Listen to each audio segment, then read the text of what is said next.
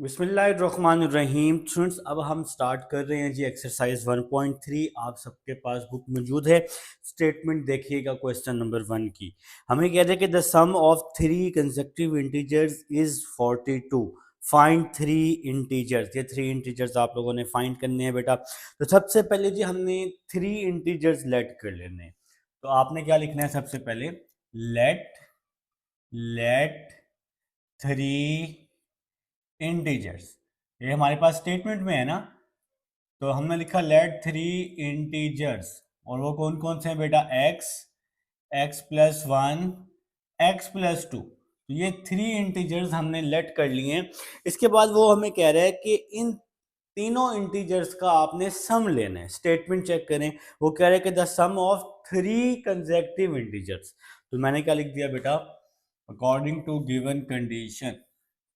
यहाँ क्या लिखा मैंने? According to given according to given condition. भाई गिवन कंडीशन क्या है कि इन तीन नंबर्स का आप लोगों ने क्या लेना है बेटा? सम लेने, जो कि आपके पास है 42 के इक्वल। ठीक है, ये आपके पास स्टेटमेंट में है। X, x plus one, x plus two.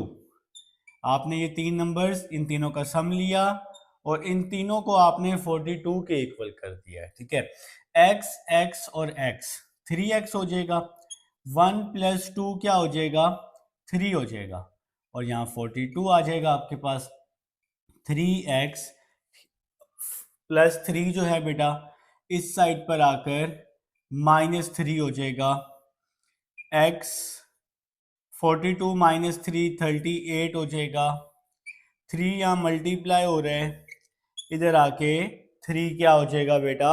Divide हो जाएगा। ठीक है, और अगर आप इन दोनों को डिवाइड कर दें तो आपके पास जो आंसर है ये आ जाएगा 42 माइनस 3, सॉरी 39 होता है।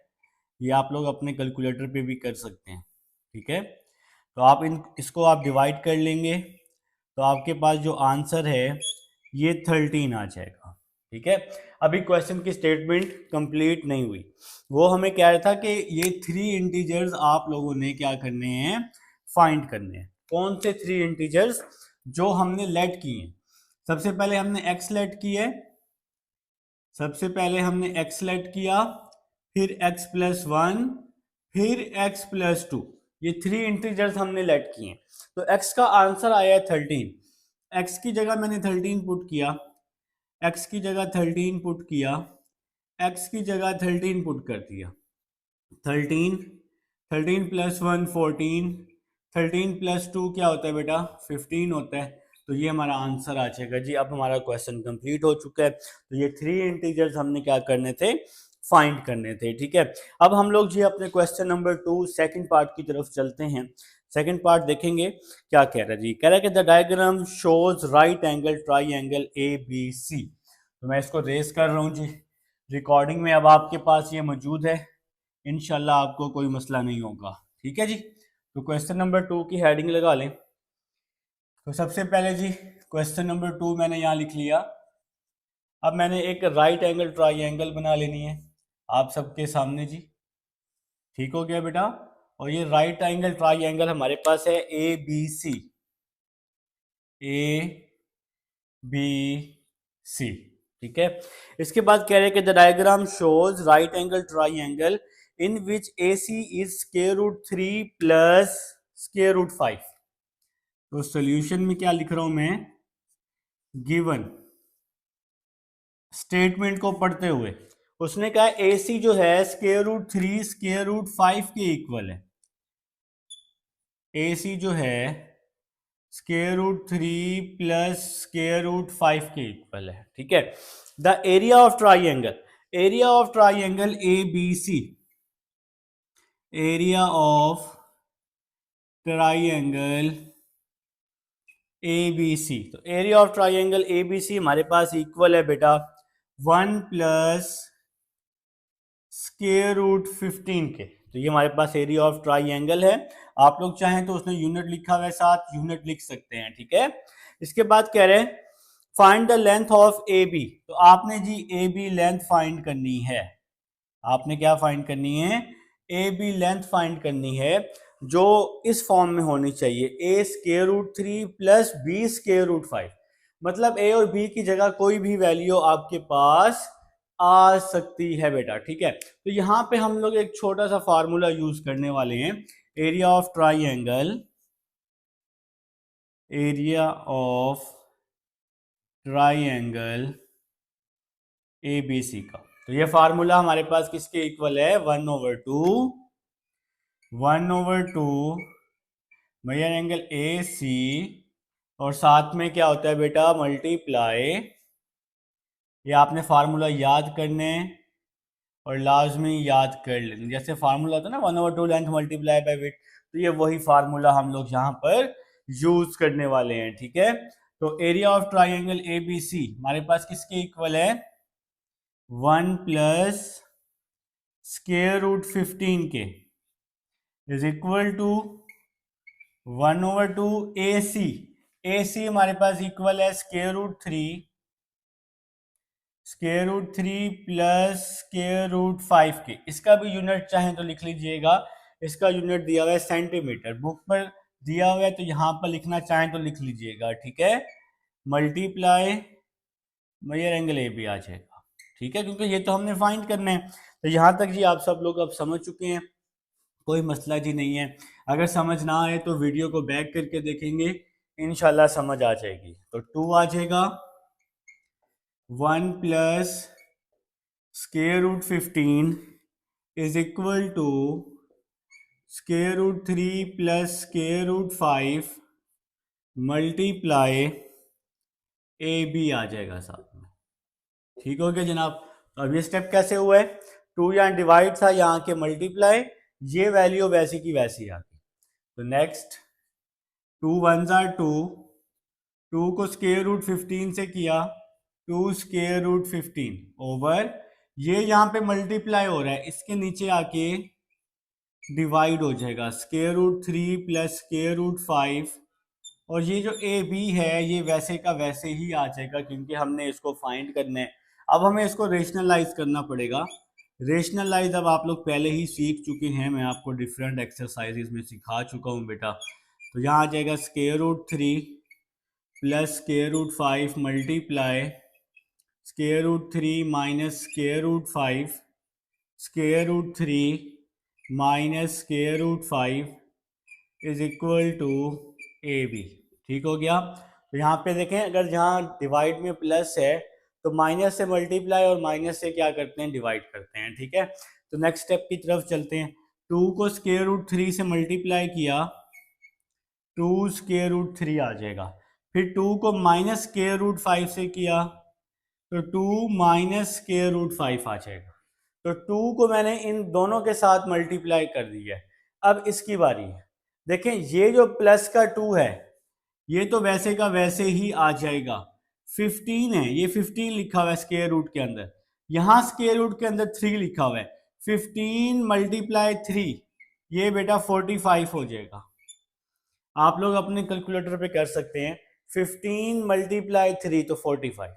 अब देखें इस पूरी वैल्यू को मैंने अभी इसके साथ मल्टीप्लाई किया है, अब इस पूरी वैल्यू को मैं इसके साथ भी मल्टीप्लाई कर दूंगा, तो ये प्लस और ये माइनस, माइनस आ जाएगा, 2 वैसे ही आ जाएगा, 15 को 5 से मल्टीप्लाई कर रहा हूं 75 आ जाएगा, ओवर 15 5s are 75। तो हमें समझ आ गई कि पहली वैल्यू को दोनों के साथ मल्टीप्लाई, फिर दूसरी वैल्यू को दोनों के साथ हमने बारी बारी क्या कर दिया बेटा, मल्टीप्लाई कर दिया है, ठीक है। नीचे डिवाइड में देखें क्या होगा, स्क्वायर रूट 3 से मल्टीप्लाई होगा तो स्क्वायर रूट 3 का स्क्वायर आ जाएगा, plus minus minus, square root 5 से मल्टीप्लाई होगा तो स्क्वायर रूट 5 का स्क्वायर आ जाएगा, और इज इक्वल टू में AB ये वैल्यू वैसे ही आ जाएगी। यहाँ तक समझ लग चुकी है जी आप सबको। तो साइंटिफिक कैलकुलेटर जी आप सबके पास मौजूद होगा, जैसा कि मेरे पास भी मौजूद है, ठीक है। तो आपने साइंटिफिक कैलकुलेटर का यूज़ करना है। यहाँ पर फिलहाल एक स्टेप हम कर लेते हैं, 2 स्क्वायर रूट 3 वैसे ही आ गया। इस स्टेप की समझ आई है ना डिवाइड वाले की, ए प्लस बी, ए माइनस बी, ए का स्क्वायर माइनस बी का स्क्वायर, इस तरह भी आप लोग समझ सकते हैं। 2√3 माइनस 2√5 +2, ये दोनों वैल्यूज वैसी की वैसी आ गई हैं। ये है √45। कैलकुलेटर उठाओ, स्क्वायर रूट लगाओ, 45 लगाओ और आंसर आ जाएगा 3√5। तो √45 का जो आंसर आ रहा है ये आ रहा है बेटा 3√5। आप लोगों ने अपने कैलकुलेटर पर, साइंटिफिक कैलकुलेटर, फिर 75 का स्क्वायर रूट लेना है आपने।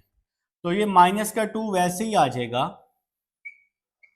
और साथ में 75 का स्क्वायर रूट 75। ठीक हो गया बेटा। तो इसका आंसर आ रहा है 5√3। 5√3। तो मेरे ख्याल से जी मेरी बात की समझ आई है। ये जो बीच में डॉट है ना, ये मल्टीप्लाई को रिप्रेजेंट कर रहा है। ठीक है, ओवर में क्या आ जाएगा, स्क्वायर से स्क्वायर रूट कट गया 3, यहां भी स्क्वायर से स्क्वायर रूट कट गया 5 इज इक्वल टू, ये जो ए बी है ये वैसे का वैसे ही आ जाएगा। तो बेटा अगर कोई स्टेप समझ ना आए तो आपने क्या करना है, वीडियो को बैक करके देख लेना है, इनशाला आपको समझ आ जाएगी। ठीक है, अब मैं ये साइड रेज कर रहा हूँ, रिकॉर्डिंग में आपके पास ये साइड मौजूद है। ठीक है, वीडियो बैक करेंगे तो आपको ये साइड मिल जाएगी। साथ साथ नोट किया करें लाजमी, इस तरह से ना बैठा करें तो आपको ही फिर बाद में मसले होने। तो आपने साथ साथ नोट करने हैं हर स्टेप। तो नेक्स्ट चलते हैं जी, 2√3 माइनस 2√5 प्लस, ये वाली दो वैल्यूज वैसी की वैसी आ गई। 2 3 6 हो गया, +6 √5 माइनस 2 5 10 हो गया, 10√3। 2 3 6 हो गया, √5 वैसे ही आ गया। 2 5 10 हो गया, 10√3 आ जाएगा। डिवाइड में क्या आ जाएगा, 3 - 5 माइनस का 2 आ जाएगा, इज इक्वल टू में ये ए बी तो वैसे का वैसे ही आ रहा है। ठीक है, अब देखें जरा बात को समझें, ये भी √3 है, ये भी √3 है। तो 2 - 10, 2 - 10 -8 होता है और √3 वैसे का वैसे ही आ जाएगा। ठीक है बेटा, अब देखें ये √5 है, ये भी √5 है, तो -2 प्लस का 6 प्लस का 4 हो जाएगा और साथ में √5 आ जाएगा। -2 प्लस का 6 प्लस का 4 और ये √5 था तो √5 आ गया। डिवाइड में क्या आ गया, -2 is equal to A B, इसने तो वैसे का वैसे ही साथ आना है। तो अब इस ऊपर वाली वैल्यू से माइनस का 2 मैं कॉमन ले रहा हूँ। ठीक है, तो ये 2 4 8 होता है ना, 4√3, ये माइनस कॉमन लिया तो ये प्लस माइनस में चेंज हो जाएगा। ये 4 है तो यहाँ 2 आ जाएगा। 2 2 4 होते हैं, जैसे 2 4 8 होता है, इसी तरह 2 2 4 होता है। ये √5 वैसे ही आ जाएगा और डिवाइड में माइनस का 2 वैसे ही आ जाएगा। तो यहाँ तक अगर मेरे किसी भाई को कोई इशू है तो वो पूछ लेगा बेटा, बहुत आसान काम है, बिल्कुल भी मुश्किल नहीं है, यकीन माने ये काम आसान है। अच्छा, अब यहाँ पर हमने 2 से 2 काट देने, ये हमारे पास क्वेश्चन नंबर 2 था यार, 2 से 2 यहाँ पर, तो ये 2 से 2 काट दिया, माइनस भी कट जाएगा, माइनस भी कट जाएगा बेटा, ये भी माइनस है, ये भी माइनस है, तो बाकी हमारा आंसर आ जाएगा 4√3 -2√5। ठीक है बेटा, और साथ में आ जाएगा ए बी। तो हमने इसकी लेंथ फाइंड आउट करनी थी, तो इसलिए आपने इसका यूनिट भी लगा देना है सेंटीमीटर। ठीक है, क्योंकि यहाँ पर जो यूनिट था वो हमारे पास सेंटीमीटर यूज हो रहा था, तो इसलिए हमने इसके साथ सेंटीमीटर वाला यूनिट भी लगा दिया बेटा। ठीक है, तो ये हमारे पास क्वेश्चन नंबर 2 था जी। उम्मीद है जी आप सबको समझ आ चुकी है। अब हम लोग चलते हैं क्वेश्चन नंबर 3 की तरफ, और इसको जी रेस कर रहा हूं मैं रिकॉर्डिंग में। अब ये आपके पास मौजूद है, आपको कोई मसला नहीं होगा बेटा। तो लिख लें जी, क्वेश्चन नंबर 3 लिख लें। कह रहा है कि आर रेक्टेंगुलर है साइड ऑफ लेंथ 2 + √18। तो क्वेश्चन आपकी इस बुक पर स्टेटमेंट मौजूद है, आप लोग वहां से पढ़ लेंगे। तो ये हमारे पास length of one side of rectangle है। ठीक है बेटा, तो मैंने हेडिंग लगा ली गिवन डाटा की, क्वेश्चन नंबर 3। ठीक है, तो length of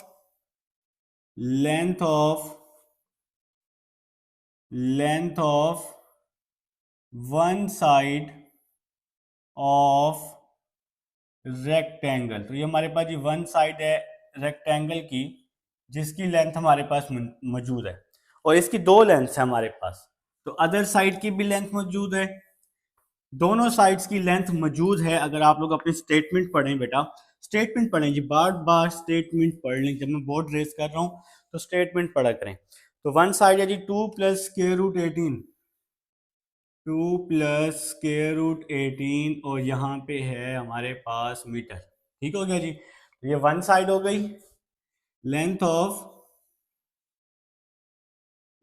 of other side,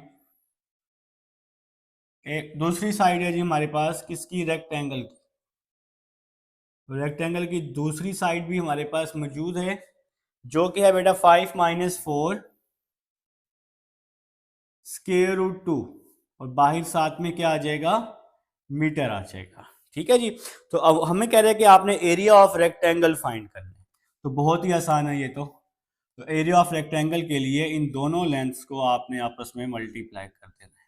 ठीक है बेटा, एरिया ऑफ रेक्टेंगल हमने फाइंड करना है, तो एरिया ऑफ रेक्टेंगल निकालने के लिए हमने इन दोनों लेंथ्स को आपस में मल्टीप्लाई कर देना है। तो multiply 5 minus 4 over square root 2।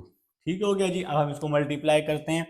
देखें जी, 2 5 जार 10, 2 4 जार 8, और डिवाइड में स्क्वायर रूट 2 वैसे ही आ जाएगा। क्या इस बात की समझ आई है? बिल्कुल आई है जी। अब इसकी बारी, स्क्वायर रूट 18 को 5 के साथ मल्टीप्लाई किया तो 5 स्क्वायर रूट 18 आ जाएगा। ठीक है बेटा, इसी तरह प्लस माइनस स्क्वायर रूट 18 को 4 के साथ मल्टीप्लाई किया, 4 स्क्वायर रूट 18, और ये डिवाइड में स्क्वायर रूट 2 वैसे का वैसे ही आ जाएगा। तो यहां तक जी आप सबको समझ आ चुकी है। नेक्स्ट स्टेप की तरफ चलते हैं। देखें जी, next step 10 minus 8 square root 2, यहां मैं इसको रेशनलाइज कर रहा हूं। स्क्वायर रूट 2 को यहाँ स्क्वायर रूट 2 है ना, स्क्वायर रूट 2 से डिवाइड भी कर दिया, मल्टीप्लाई भी कर दिया। ठीक है, प्लस 5 स्क्वायर रूट 18, आप लोगों ने अपना साइंटिफिक कैलकुलेटर उठाना है और स्क्वायर रूट 18 वहां लिखना है, तो आंसर आ जाएगा 3 स्क्वायर रूट 2। 3 स्क्वायर रूट 2 ये आंसर आ रहा है जी स्क्वायर रूट 18 का। ठीक है, यहां पर क्या होने वाला है, 4। देखें जी, इस वैल्यू पे भी स्क्वायर रूट है, इस पे भी स्क्वायर रूट है, तो हम इसको एक ही स्क्वायर रूट में कर सकते हैं। ठीक है, तो मैंने यहाँ 18/2 कर दिया, ऊपर भी स्क्वायर रूट था, नीचे भी स्क्वायर रूट था, दोनों को एक ही स्क्वायर रूट में कर दिया। Next step 10 minus 8 square root 2/2, 8 को स्क्वायर रूट 2 से मल्टीप्लाई किया, 8 स्क्वायर रूट 2, स्क्वायर रूट 2 को स्क्वायर रूट 2 से मल्टीप्लाई किया तो 2 आ जाएगा। आप अपने कैलकुलेटर पे लिखें square root 2 multiply square root 2, answer 2 आएगा। ठीक है, या इस तरह समझें, स्क्वायर रूट 2 को स्क्वायर रूट 2 से मल्टीप्लाई किया तो स्क्वायर रूट 2 का स्क्वायर आ जाएगा, स्क्वायर से कट गया 2, इस तरह भी समझ सकते हैं, या इस तरह समझ लें 2 2 जार क्या होता है 4, और 4 का स्क्वायर रूट क्या होता है 2 होता है। तो मैंने आपको 3 तरीके बता दिए इसके। यहां पर क्या होगा, 5 3 जार 15 हो जाएगा, 15 स्क्वायर रूट 2 आ जाएगा। ठीक है, माइनस का 4 स्क्वायर रूट का 9 आ जाएगा, 2 1 जार 2, 2 9 जार 18। तो बहुत ही आसान तरीका आपको बता रहा हूँ जी। नेक्स्ट देखें, 2 1 जार 2, 2 4 जार 8, तो यहाँ पे जी हमने इसको कटिंग कर दी है। अब नेक्स्ट स्टेप देखते हैं, यहाँ पे स्पेस बना लेते हैं जी, स्पेस बना लेते हैं। 10 minus 4 square root 2, 10 minus 4 square root 2 plus 15 square root 2 plus 15 square root 2 minus 4 multiply 3। 9 का स्क्वायर रूट 3 होता है, ठीक है, जो कि मैंने वहां लिख दिया है। नेक्स्ट 10 माइनस 4 प्लस 15 प्लस का 11 हो जाएगा और साथ में स्क्वायर रूट 2 आ जाएगा। माइनस 4 प्लस 15 प्लस का 11 स्क्वायर रूट 2 आ जाएगा। 4 3 12 होता है बेटा। 10 माइनस 12 माइनस का 2 और ये वैल्यू वैसे की वैसे ही आ जाएगी, प्लस 11 स्क्वायर रूट 2। तो ये हमारा आंसर आ जाएगा जी। ये हमारे पास क्वेश्चन नंबर 3 था। यूनिट आप लगा लेंगे बेटा, मीटर स्क्वायर इसका यूनिट है, जो कि आपने यहाँ पे लगा भी लेना है, ठीक है। तो ये जी हमने इसका एरिया फाइंड करना था रेक्टेंगल का। ये हमारे पास क्वेश्चन 2 है, 3 था सॉरी। अब हम लोग चलते हैं क्वेश्चन नंबर 4 की तरफ। स्टूडेंट्स अब हमारे पास क्वेश्चन नंबर 4 है। क्वेश्चन नंबर 4 की स्टेटमेंट है, हमें कह रहा है फाइंड 2 नंबर्स। आपने 2 नंबर्स फाइंड करने हैं जिसका सम 68 है और उसका डिफरेंस जो है वो 22 है। तो क्वेश्चन नंबर 4 है, सबसे पहले मैं लिख रहा हूँ लेट 2 नंबर्स। तो ये जी हम 2 नंबर्स जो हैं लेट कर रहे हैं, कौन कौन से, एक x और दूसरा y। ये 2 नंबर्स हम लोगों ने फाइंड करने हैं। हमें कह रहे हैं find 2 numbers whose sum is 68। अब इन नंबर्स का जो सम है, इन नंबर्स का सम जो है x plus y is equal to 68 है, ठीक है बेटा। और इन नंबर्स का जो डिफरेंस है, देखिए ये मैं स्टेटमेंट से देख के लिख रहा हूँ, ये हम खुद से नहीं लिख रहे, तो स्टेटमेंट आप लोगों ने लाजमी पढ़नी है। इन नंबर्स का जो डिफरेंस है ये है आपके पास 22। आपने क्या करने हैं, ये 2 नंबर्स आप लोगों ने फाइंड करने हैं। देखिए ये प्लस वाई है, ये माइनस वाई है, तो मैं एक छोटी सी लाइन लिखने लगा हूँ। मैं लिख रहा हूँ एड इक्वेशन 1 एंड 2। तो इक्वेशन नंबर 1 और 2 को मैं ऐड कर रहा हूँ। तो बेटा इक्वेशन नंबर 1 है x plus y is equal to 68। Equation number 2 है x minus y is equal to 22। Plus y से माइनस वाई क्या हो गया, कैंसिल, x और x 2x हो गया। 68 और 22 आपके पास हो जाएगा 90। ठीक हो गया बेटा। तो इसको हमने सिंपल ऐड कर दिया है 68 और 22 को। 2 यहाँ मल्टीप्लाई हो रहा है, 2 दूसरी साइड पे आके डिवाइड हो जाएगा, x इज इक्वल टू 45 आ जाएगा। तो ये हमारे पास x आ चुका है बेटा, हमारे पास x आ चुका है। अब हमने y फाइंड करना है। इस x की वैल्यू को आप दोनों में से किसी भी इक्वेशन में पुट कर दें, ठीक है। तो मैं लिख रहा हूं put x is equal to 45 in equation 1। तो इक्वेशन नंबर 1 में x की वैल्यू पुट कर रहा हूं मैं, आप 2 में भी कर सकते हैं। तो इक्वेशन नंबर 1 क्या है, x plus y is equal to 68। x की वैल्यू है 45 plus y is equal to 68। y is equal to 68 minus 45। तो प्लस का 45 है, दूसरी साइड पे आके माइनस का 45 हो गया। y इज इक्वल टू 623 आ जाएगा जी। 68 माइनस 45, तो y की वैल्यू आ जाएगी 23। तो हमने y भी फाइंड करना था, हमने x भी फाइंड करना था, जो कि मैंने आपको फाइंड आउट करके दिखा दिया है जी। तो ये हमारे पास क्वेश्चन नंबर 4 था। अब हम लोग बेटा क्वेश्चन नंबर 5 की तरफ चलते हैं। अभी मैं साइड पे हुआ भी था, तो वीडियो पॉज करके आपने नोट करने, या आप लोग इसको ज़बानी करें तो ज़्यादा बेस्ट है, ठीक है। अगर आप इसको ज़बानी कर लेंगे तो ये आपके लिए बहुत ज़्यादा बेस्ट है, क्योंकि समझ तो अब आपको आ गई है। तो जो आपको समझ आ रहा है आप ज़बानी करते जाएं, कोई मुश्किल नहीं। अब हम लोग चलते हैं क्वेश्चन नंबर 5 की तरफ। क्वेश्चन नंबर 5 की स्टेटमेंट है, the weather in Lahore was unusually warm during the summer of 2024। तो भाई लाहौर का जो वेदर है वो 2024 में गर्म रहा है। The TV news reported temperature is 48 centigrade. TV ने जो रिपोर्ट किया था इसका टेम्परेचर जो है वो 48 सेंटीग्रेड तक गया है स्टेटमेंट के लिहाज से। आपने ये फार्मूला यूज करना है, पेपर में भी ये स्टेटमेंट मौजूद होगी। Find the temperature. तो टेम्परेचर इन लाहौर आपके पास है बेटा। Question number 5, temperature in, start कर रहे हैं जी, आपने भी यहीं से स्टार्ट लेना है। तो मैं लिख रहा हूं टेम्परेचर इन लाहौर। तो लाहौर में टेम्परेचर क्या था जी उस टाइम? 48 सेंटीग्रेड। 48 सेंटीग्रेड। इसके बाद कह रहा है टेम्परेचर आपने फ़ारेनहाइट स्केल में फाइंड करना है, ठीक है। तो आपके पास क्या गिवन है बेटा? आपके पास एक फार्मूला गिवन है स्टेटमेंट में, F इज इक्वल टू 95। ये फ़ारेनहाइट फाइंड करने का बेटा फार्मूला होता है प्लस 32। ये आपके पास फार्मूला होता है, अगर पेपर में ना हो तो ये आपको फार्मूला ज़बानी याद करना पड़ेगा, ठीक है। तो आपके पास सेंटीग्रेड जो है इसकी वैल्यू आपके पास बेटा मौजूद है जो कि है 48। तो मैंने क्या लिखा? 95, इसकी वैल्यू पुट की 48 प्लस 32, ठीक है बेटा। तो 9 को 48 से मल्टीप्लाई कर रहा हूँ कैलकुलेटर पे जी, कैलकुलेटर पे 9 मल्टीप्लाई 48, तो ये आपके पास आ जाएगा बेटा 432। 432 डिवाइडेड बाय 5, ये प्लस का 32 वैसे ही आ जाएगा।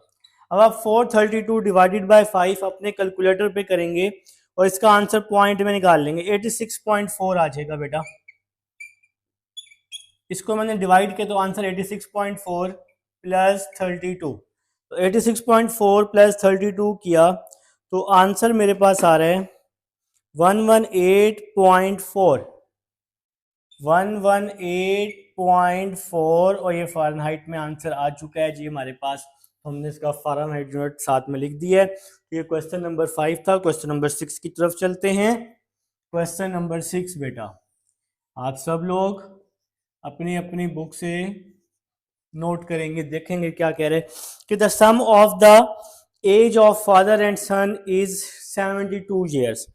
सम है जी बाप और बेटे की जो उम्र है उसका सम है 72 ईयर्स। सबसे पहले हम लेट कर लेते हैं, लेट द एज ऑफ सन। तो सबसे पहले हम लोग यहाँ पे लेट कर रहे हैं बेटा, लेट द एज ऑफ सन। सबसे पहले जी हम बेटे की उम्र को लेट कर रहे हैं x। इसके बाद let the age of father. अब जी हम फादर की उम्र को भी लेट कर लेते हैं y के इक्वल, ताकि जी हमारे लिए आसानी हो जाए। इसके बाद मैं लिख रहा हूँ जी according to given condition. According to given condition, according to given condition. तो कंडीशन क्या है जरा आप स्टेटमेंट देखें। सबसे पहले कह रहे हैं कि the sum of the age of father and सन।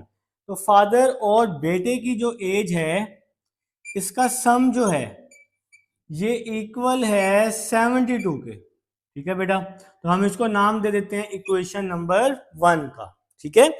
इसके बाद जरा ध्यान से देखो, 6 years एगो, 6 साल पहले, द फादर एज, जो उसके अब्बू हैं उसकी उम्र was 2 times the age of son, जो अपने बेटे के 2 गुना थी। तो कंडीशन क्या बनेगी? ये कंडीशन बनेगी बेटे की एज 2 गुना 2x, फादर की एज -y हमें करनी पड़ेगी निकालने के लिए, जो कि है 6 years एगो। तो ये इक्वेशन इस तरह से बन गई, बेटे की एज हो गई 2 गुना, तो बेटे को हमने लेट किया हुआ x के इक्वल, तो मैंने लिखा 2x।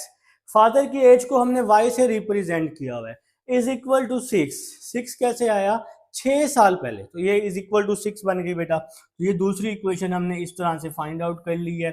अब आप लोगों ने क्या करना है वो हमें कह रहा है what was the son age 6 years एगो। तो 6 साल पहले बेटे की जो उम्र है वो क्या? देखिए मैं बार बार साइड पे इसलिए हो रहा हूँ, अगर कोई बच्चा यहाँ नोट कर रहे हैं या नोट करना चाह रहा तो वीडियो पॉज कर लेगा, उसको नोट कर लेगा, ठीक है।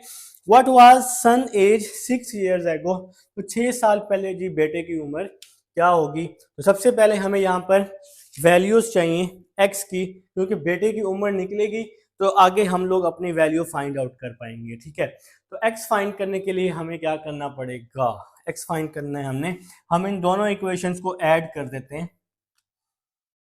मैं लिख रहा हूं add equation 1 and 2, equation number 1 और 2 को मैं ऐड कर रहा हूं। x plus y is equal to 72, 2x minus y is equal to 6। ठीक है बेटा, तो ऐड करना जी आप सबको आता है, आप लोग क्लास 6, 7, 8 से ये ऐड करना सीख रहे हैं, आपके लिए कोई मुश्किल बात नहीं है। ठीक है, देखें जी, प्लस वाई से माइनस वाई कट गया, x प्लस 2x 3x हो जाएगा इज इक्वल टू 72 प्लस 6 78 हो जाएगा। यहां पे लिखा मैंने x plus 2x 3x 72 plus 6 78 हो गया बेटा। ठीक है जी, तो मैं ये साइड रेस कर रहा हूं, रिकॉर्डिंग में आपके पास ये साइड अब मौजूद है, आपको कोई परेशानी नहीं होगी।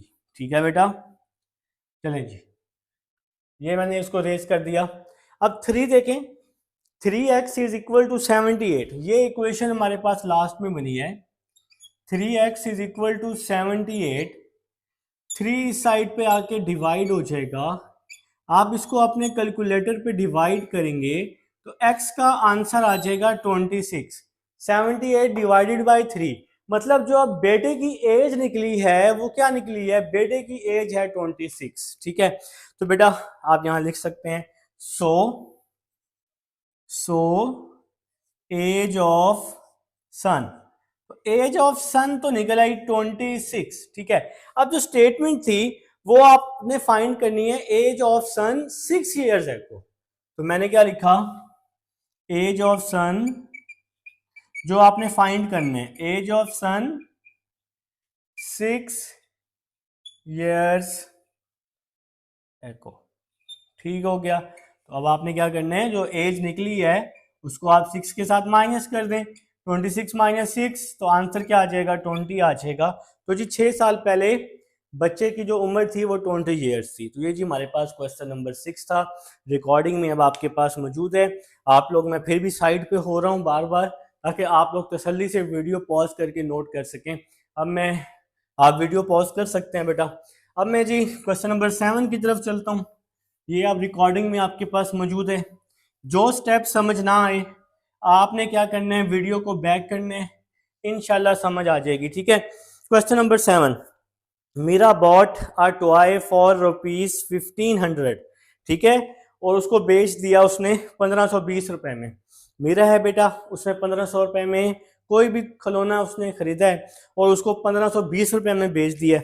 What was her profit percentage, आपने इसकी प्रॉफिट निकालनी है लेकिन परसेंटेज में। ठीक है, तो कॉस्ट प्राइस क्या हो गई, क्वेश्चन नंबर 7 की तरफ आ चुका हूं बेटा। यहाँ पे क्वेश्चन था, मैं उसको रेस कर चुका हूँ, आपके पास सब कुछ मौजूद है रिकॉर्डिंग में। तो मैंने क्या लिखा, question number 7, according to given condition, given condition के मुताबिक, इस स्टेटमेंट को पढ़ते हुए मैं सब कुछ करूंगा। कॉस्ट प्राइस क्या है जी टॉय की, कॉस्ट प्राइस है 1500 रुपीज।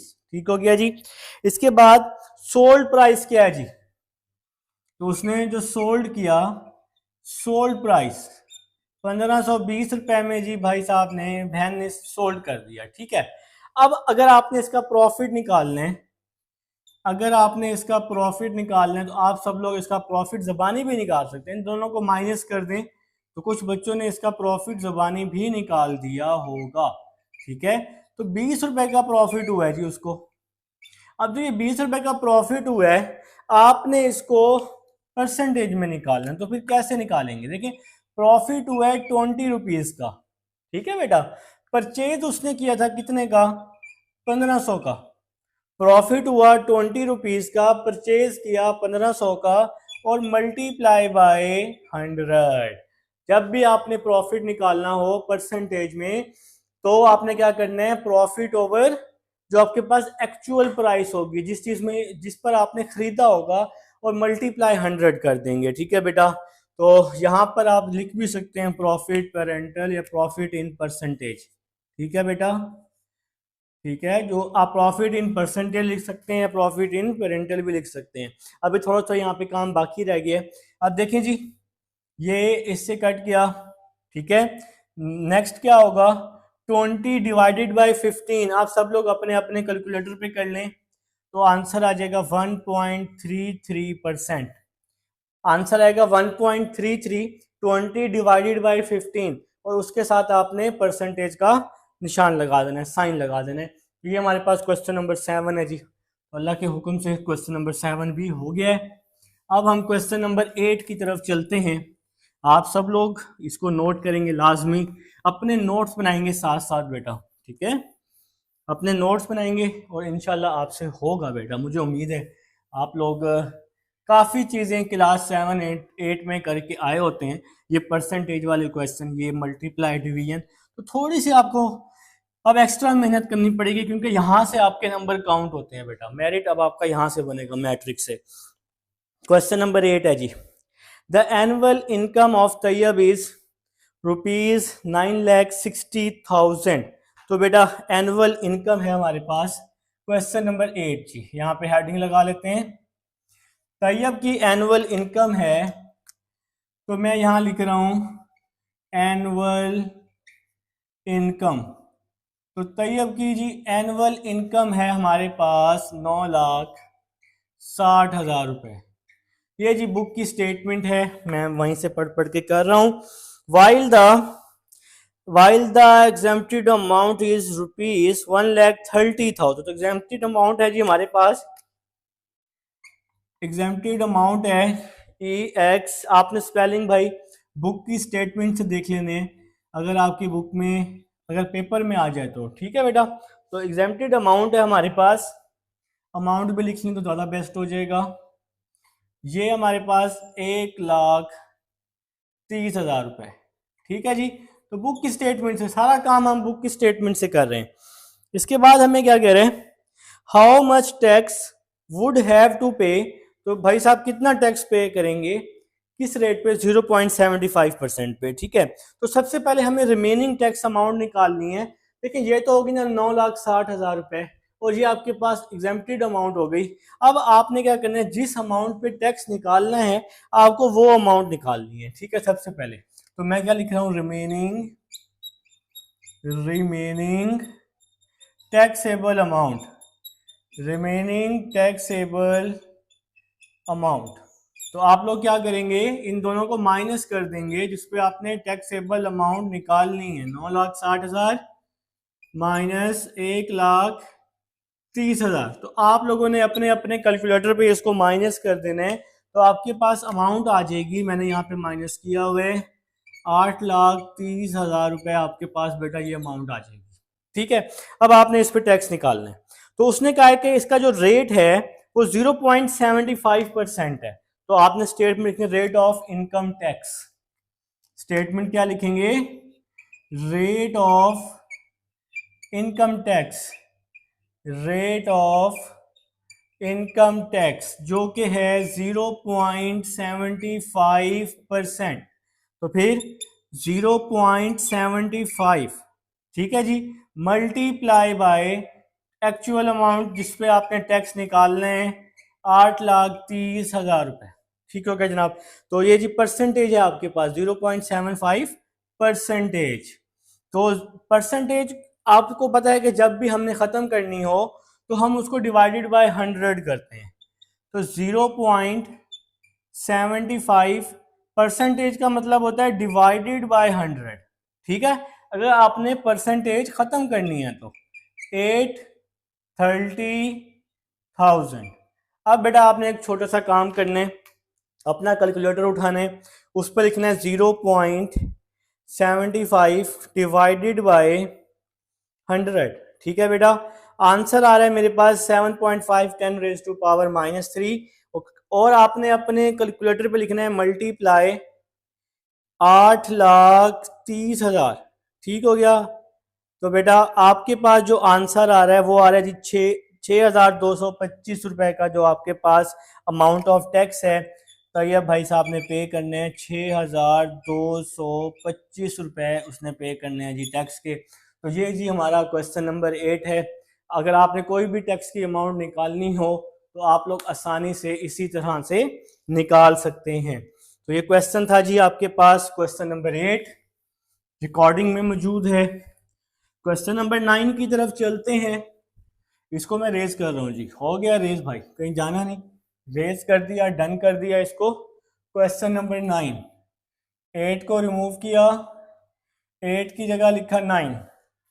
क्या कह रहे हैं? Find the compound markup on ₹3,75,000। तो बेटा मैं इस कंपाउंड मार्कर को रिप्रेजेंट कर देता हूं पी के साथ। किसके साथ? पी के साथ बेटा। सॉल्यूशन स्टार्ट करते हैं। तो इसकी जो अमाउंट है कंपाउंड मार्कर की वो है 3,75,000 रुपए। ठीक है बेटा।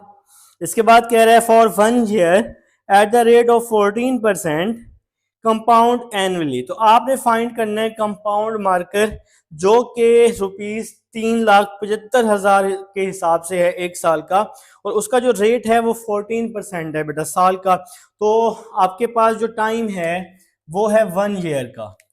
आपके पास इसका जो टाइम है ये है आपके पास 1 ईयर का बेटा। ठीक है। आपने क्या करना है, रेट ऑफ कंपाउंड या कंपाउंड मार्कर आपने फाइंड करना है बेटा। तो इसका जो रेट ऑफ कंपाउंड है मार्कअप है, रेट